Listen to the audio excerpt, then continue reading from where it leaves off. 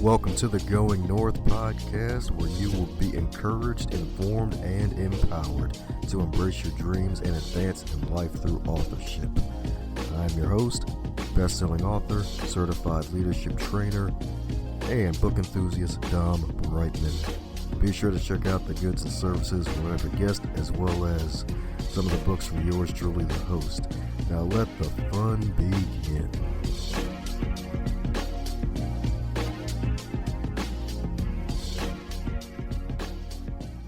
And today on the Going North podcast, we're bringing some fabulous humans from across the globe. But today is no different. My goodness, we got one heck of a guest for you today, my friends. My goodness, because Power Connecting with Others, got to thank my good buddy CJ from the NC, Mr. Chaz Jackson, with his Gift and a Gift podcast for connecting me with this fabulous lady right here, who is both the owner and director of Refuse to Lose Coaching LLC and the co-owner of Success for Teams LLC. And not only that, she's a prolific author. She's got multiple books, y'all. She is the author of This Is Good, The Confident Athlete, and The Confidence Journal. And as a mental game coach, you heard that right, folks, a mental game coach, she works with coaches, athletes, and teams to improve areas such as confidence, focus, motivation, mental toughness, leadership, and teamwork. And this lady's passionate for sports. And what's even more awesome about this wonderful lady is that she's been doing this wonderful virtual book tour during this darn pandemic with my good buddy Chip Baker. And she had me on a couple weeks ago, and it was one heck of a blast. And she's got one heck of a blast of a story to life that she's been living, and she's going to be sharing all sorts of wonderful knowledge. So let's give it up for the fabulous TM herself, Miss Tami Matheny. How you doing today, ma'am? I am doing well, Dom, especially after that introduction. Wow, I'm excited to be here. Woohoo! With a big old X, I imagine. Exclamation, exclamation, exclamation. Oh, yeah. That's right. All the exclamation marks. That's right. All the excitement awaits. All the excitement awaits. Oh, and speaking of excitement, yeah, as you know that all introductions are not allowed to be 23 days long. So mind filling in any cavities I missed, and tell us about the terrific Tami. You did a pretty good job. I was going to ask you if I could actually borrow that, but let's see. One thing that you missed out probably is that I'm a nerd. I love to read. And he's speechless. Oh, because I was expecting more. I'm like, okay. No, no, I do like to read, but I am very passionate about sports, about how we can use our mind to better ourselves, and not only sports, but in life. I created my business because I wanted to see what I could do to make a difference. I know as a youth, I struggled with confidence, with having a successful mindset. And so as I've evolved, my goal is, can I help others get off of that roller coaster sooner than I did? Sweet. That's what I'm talking about. It ain't nothing wrong with being a nerd because nerds gave us iPhones.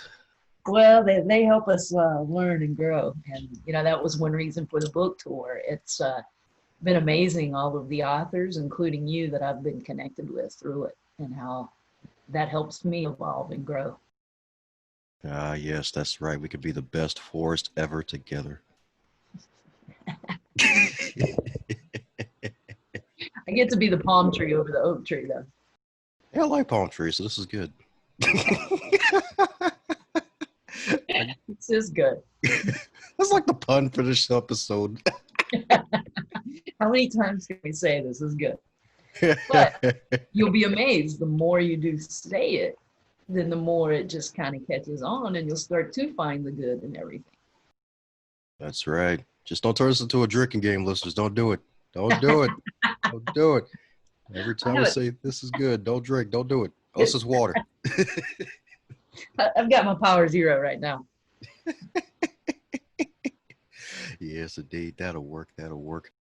And it's a funny thing when you get into the heads of folks who publish books, because I found out that writing wasn't your best subject, and here you are, author of 3 books.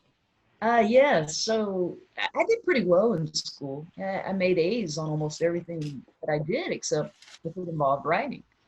And I just became kind of that self-fulfilling prophecy that I can't write.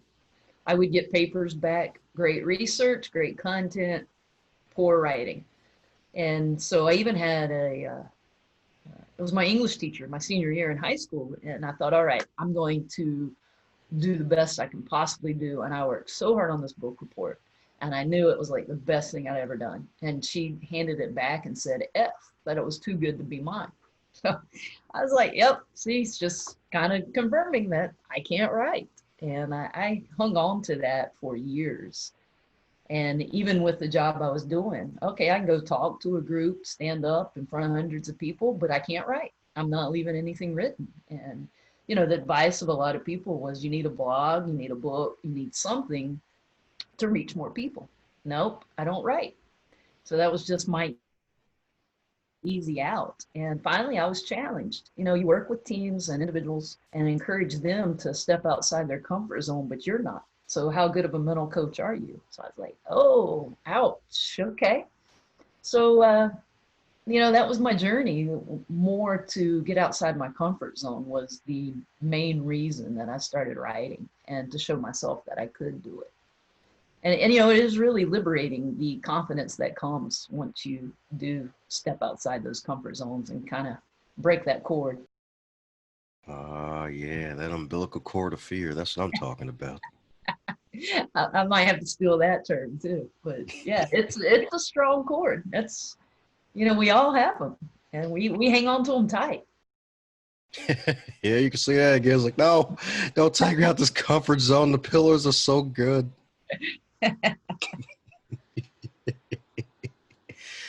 Yes, indeed. Yes, indeed. Yes, indeed.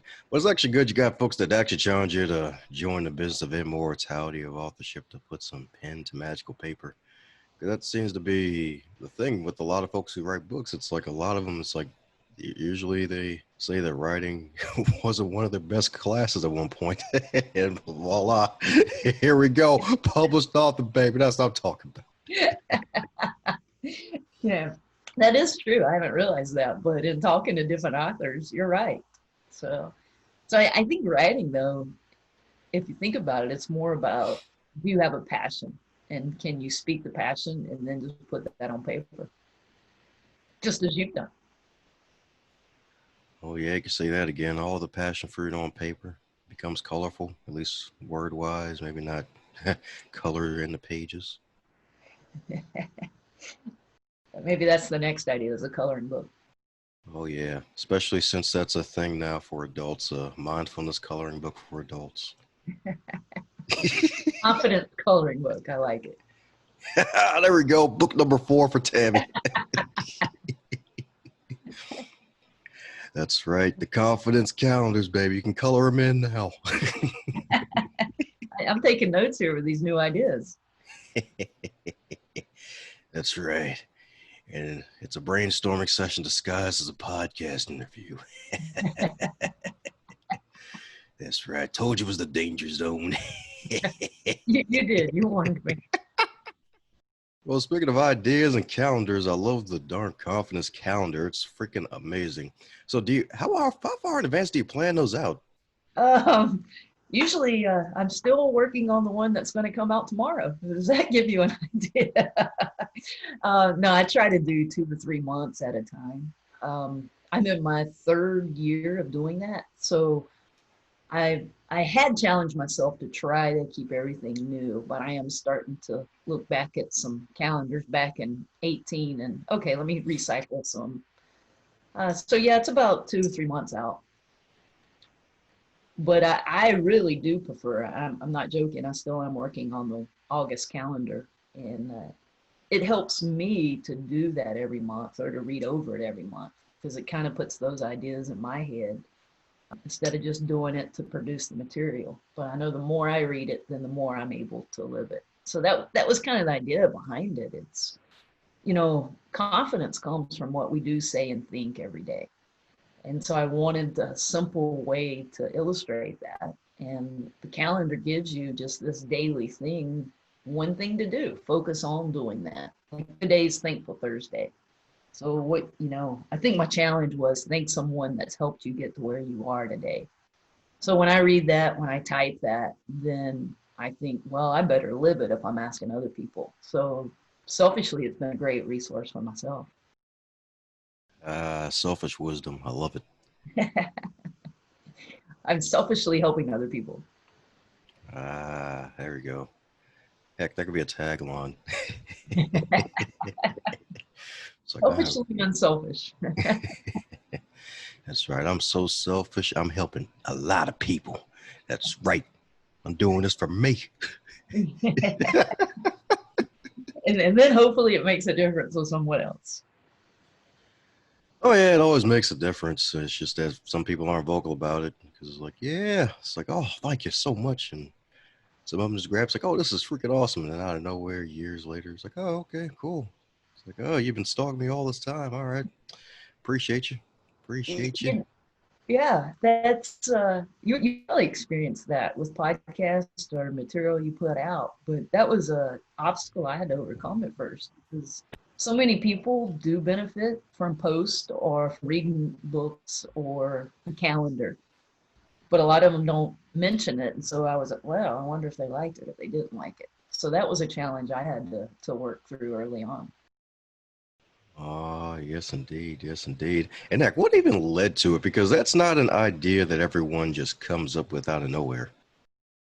How did it? Well, I was told I needed a promotion for my book, so it coincided with the release of The Confident Athlete. And so I was trying to think of promotion. And again, I had preached endlessly on how what you say, do, and think every day can build your confidence. So I'm just, how do you show that every day? And I had a daily calendar at that time was like the daily quote. And so it just kind of, the idea led and it kind of evolved. And so my first thought was to have those tear off, the 365 days of confidence. But I thought, a monthly calendar made more sense and more applicable. So it started out as a promotion for 1 month, and now again we're in our third year because I thought, okay, 1 month, but I enjoyed doing it. And then you did get those people, hey, when's February's coming out? When's March coming out? That's right. Gotta love it indeed. It's like, oh, I'm so deep in it. I can't escape now. I'm in the quicksand. Exactly. Yeah. Oh, yes, indeed. The confidence quicksand. That's what I'm talking about. It's a 3 year win streak almost, basically, with the wonderful calendars indeed, and living out your wonderful message, which I love about the confidence indeed. So, with all of your wonderful clients, and the list is probably longer than all the scrolls of ancient China, what's probably one of the biggest things that causes a lack of confidence in your clients? Oh, that's a great question, Dom. I don't know what created it, but comparison. I have a twin brother, and obviously there's natural comparison as you're growing up. Well, he does it like this or she does it like that without any, negativity meant by those comments. But I think it must be greater than that because I see that now so many youth, that's one of the biggest issues is comparing themselves to others instead of just being secure and knowing what you're doing is good enough. It's probably something I have to battle every once in a while still today. But definitely comparison would be biggest challenge. But I think, family members, coaches, teachers, that's created without them recognizing it or realizing what they're doing when they compare, two athletes to each other or two kids in school to each other or two siblings to each other.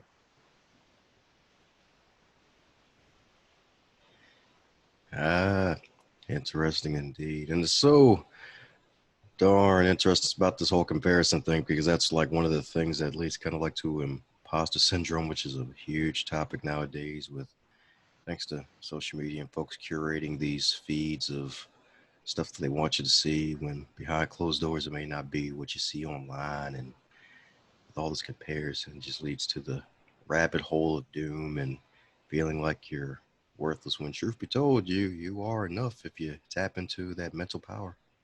Yeah, exactly. And, I'm thankful every day.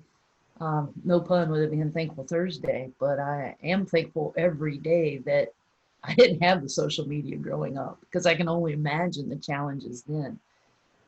But social media has created, gosh, that's such a barrier to confidence unless we're teaching our youth and ourselves how to use it, how to navigate through it without it affecting you negatively. Oh yeah, you can say that again because it's a tool for good and evil. Tool for good and evil. Yeah, it really is, and I'll say it again. It can be used for good, but I think we get focused. Our brains naturally gear to negative. We're going to naturally focus on what we don't have. So when we see someone else having it, that's what our brains just zoom in on. So it's trying to make sure that we're following positive sources on social media and really flooding our brain with more positive messages than negative messages.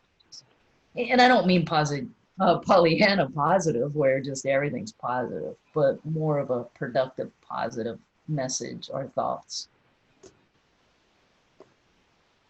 There we go. Two magical gems right there. That's right. Got to flood your mind with the positive and go for the progressive positive. That's what I'm talking about. That's what I'm talking about indeed.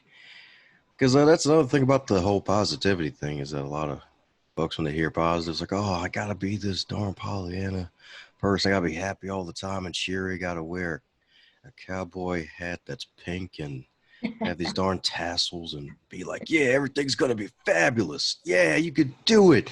And it's like, no, no, no. It's like, positive can even be having a bad day, but just seeing it as a day of like just being human and try to still make the best out of any situation. I'm still trying to get past that pink cowboy hat, but yes. No, you're right. It could be a bad day, but can you find the one positive out of that day? I also like to say productive. Like for an athlete, you may have messed up. So, no, it's not okay.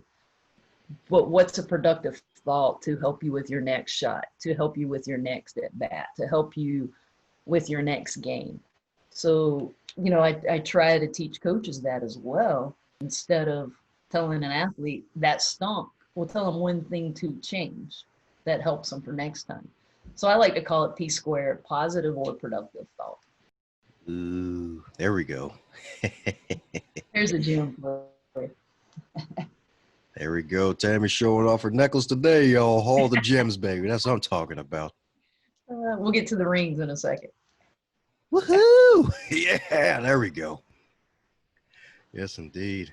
And then speaking of rings and positive thought, I believe you're an ultra marathon runner, right? I am. Well, I should say I was. It's been a while since I've run that distance. But got addictive after my playing career was over. Really struggled with how do I use all of this energy I have and needing to compete, needing something to train for. And on a dare ran my first half marathon. If you've noticed challenges of telling me I can't write a book or I can't run a marathon, that obviously works for me. And just started running marathon after marathon. Did Boston, actually having my personal best, the Boston Marathon. Then started getting some nagging injuries. So I was trying to go too fast and too hard. So I thought, well, I'll just go longer. And to last for a while. But now the ultra running has turned into seeing how far I can go on a bike. So I've kind of transitioned to cycling now. Okay, interesting. Yeah, because I was like, oh, shoot, ultra marathon. I was like, oh, dang, 100 miles. Like, oh, shoot, she ran 100 miles. Like, this is like the freaking Well, most. let me preface now. Ultra's in over a marathon, which is 26.2. So the longest I've done is 50. So half of 100 there. Still, I'm proud of myself, but not quite that 100 mark that many people have done. Oh, okay. All right, because I was like, oh, shoot. Because you're like the second chick on my network that does the ultra marathons. So one lady before she's done two of the 100 miles. I'm like, oh, my God. And she wanted to do a All right. 200 miler one. I'm like, oh, hell no. She's progressive. I did a 50 miler in San Antonio, and there were people doing in the same race, doing a 24-hour and 48-hour races. So they just raced to see how much distance they could cover in that amount of time. That's crazy Heck and yeah. dedicated. There you go. The CD right there. Crazy and dedicated. That's what I'm talking about. I think the best in anything have a little of both of those. Oh, yeah, it's true. It's like Einstein with the tongue out. It's like you got to have some crazy in you. Yeah, yeah, a little obsession. Yeah, that's right. That's right. Got to be obsessed or be average indeed. That's right. And definitely know that Tami doesn't want to be average. No, I don't like that word too well. That's mediocre. Ah, yes, indeed. That's right. That's like a trap. That's like a trap right there, indeed. Not even a good mouse trap. It's just a bad trap. Yes, indeed. So, since this is far from your first rodeo, is there a question you wish you'd be asked more often when you're being on interviewed and stuff like this? Probably how did I evolve, and not biologically, but how did I, obviously, my journey led to where I was. And, I shared that with the writing, but there was something growing up. I was never the fastest, strongest, quickest, but I had success as an athlete and in school because of my brain, even though I did battle confidence, and because I was always mentally, physically in good shape. And I have to attribute that a lot to my dad. I think he was a front runner in the whole sports psych realm. But as I've gotten older, my journey's evolved because I realize I help people better the more connections I make and building relationships. And, no doubt that came from my mom, who is all about relationships. So I think that question, because obviously I love to give them credit for helping me be where I am today, but I think our past is a big tell of who we are and how we got there. That's right. With bicycle pedals and running shoes. That's what I'm talking about. Oh, goodness. I guess the I could main. have gone with a simple question like about my dog. Ah, meow. Let me stop. That would be a rough. Yeah, rough. Let's get our animals straight, Don. Oh, I wanted to get him curvy.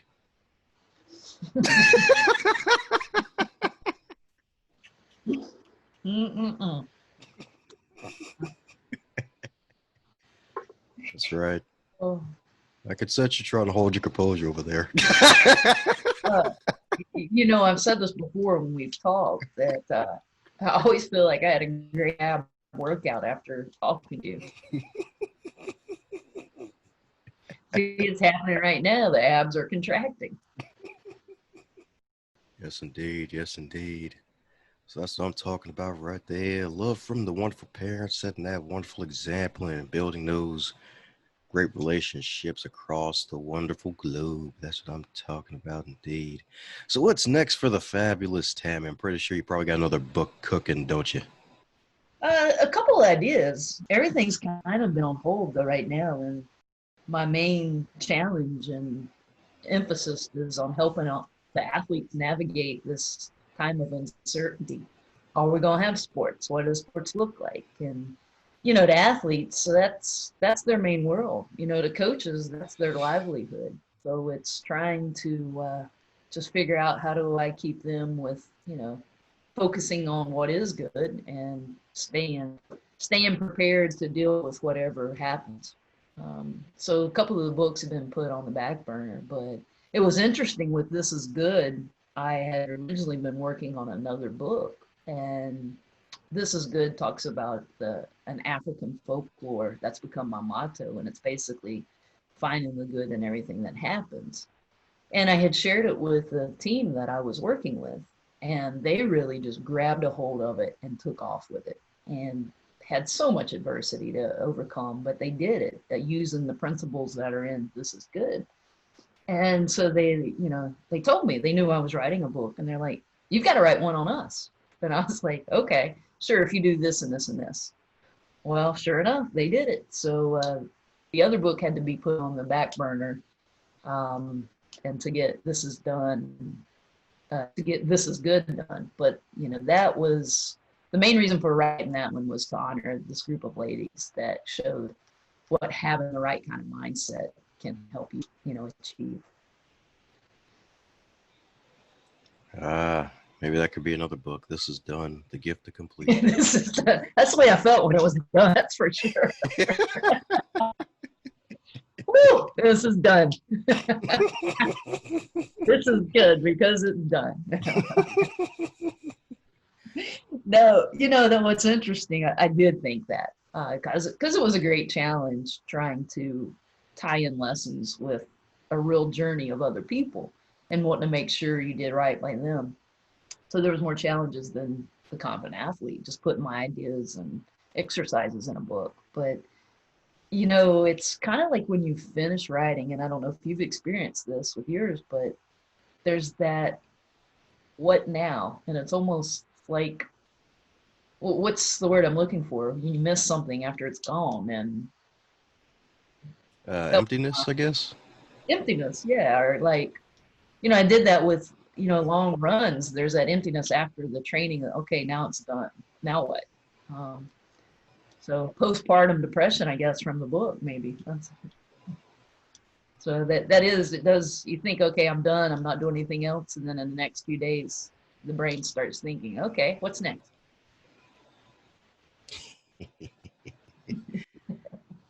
Oh, yeah. Oh, yeah. Oh, yeah. That was definitely more for the first book than the second book. Second book, I was like, oh, God, it's finally done.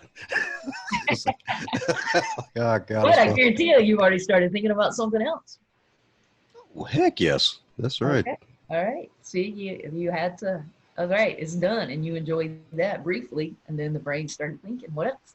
What's next? Yeah, exactly. It's like, all right, so how do I launch this novel with the penguin holding the rocket launcher in his hand with sunglasses? Like, how do I launch this book here? Do, Yeah, do you remember when we were talking about crazy and discipline? Yeah, I think that might apply there. good. All right. Crazy discipline. There's going to be a palm tree and a pink cowboy hat in this book, too. It's going to be great. The visuals. You will have to have illustrations in that one.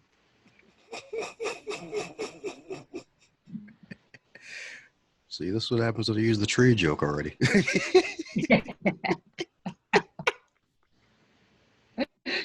Oh, goodness. Well, enough of my nonsense. Well, man, who am I kidding? It just keeps going. So, Scared to say, stop. yeah, it just keeps going like a locomotive, like a whole locomotive. Yes, indeed. So, coming down to the question every guest gets to receive, and that is if you're to wake up tomorrow and you're 25 again, but this time in the current year of 2020 with no pandemic, what advice would you give to yourself? With no pandemic. Huh. 25 years old, if I could give advice. It would be definitely to find this is good and to enjoy the moment. I think at 25, I was too busy trying to achieve and do and recognize what I could do, that I didn't enjoy the moment, and I probably didn't genuinely appreciate the relationships I had. So I guess I'd have to add that, making sure that I really, have strong relationships and connections with people. Because at the end of the day, that's what you're left with. That's what's most important. Ah, this is good. Yes, indeed. Don't drink. Yeah, that's right. Unless it's that good stuff, the water keeps your body hydrated in the summer. That's right. It's good with 10 O's. Yes, indeed. But solid advice right there. Definitely solid advice. Because gotta be more grateful and take care of our relationships. It's kind of like a people garden we all got to have. Yeah, with a lot of variety in the garden. The more variety, the better. So which plant am I in your garden of people? Oh, you are the what's the craziest vegetable you can think of? Hmm. I guess a cucumber, even though it's not All crazy. right, you are as cool as a cucumber. There you go. Or how about the most colorful vegetable? Maybe that's go for it. That'll probably be like a red cabbage or something. All right, you're a mix of what would happen if you somehow planted a cucumber and a radish together. Did you say cabbage or radish? Oh, cabbage. Cabbage, yeah. There you go. We somehow planted them and they grew together and they came out as a hybrid. That's you. Sweet. One more cabbage and it'll be complete. Two cabbages and one cucumber. That's right.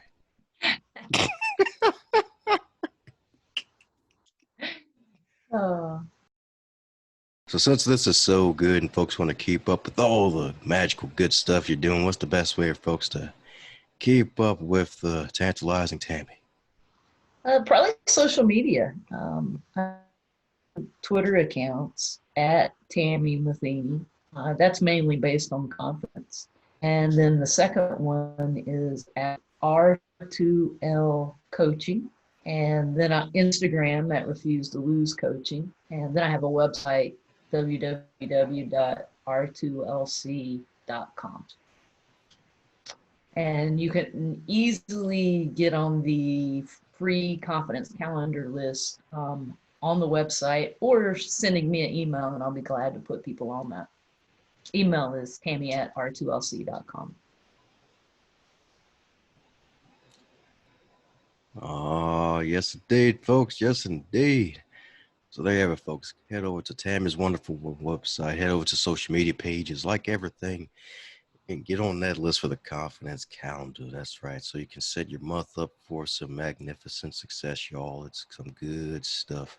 Some good stuff with 20 O's for folks. 20 O's. It's extra good. That's right. And pick up some of her books too, especially since one of them is a journal. And that way you can have the confidence of a little puppy going against 5 giant bulldogs. That's right. You didn't know you're speaking of my little one there.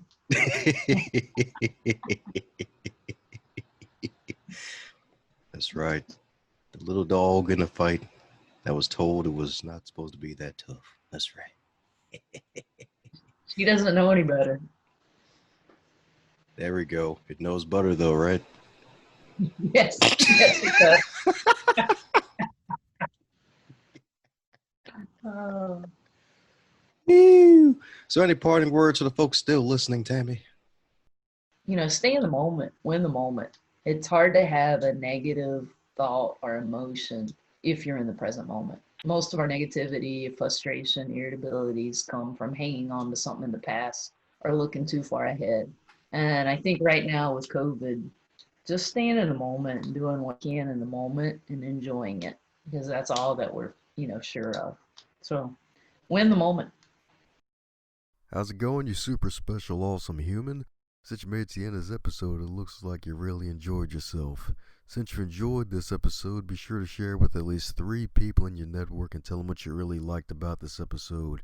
Heck, even shoot myself or the guest an email and let them know what you liked most about this interview so that way they can stay inspired to keep pushing out great work.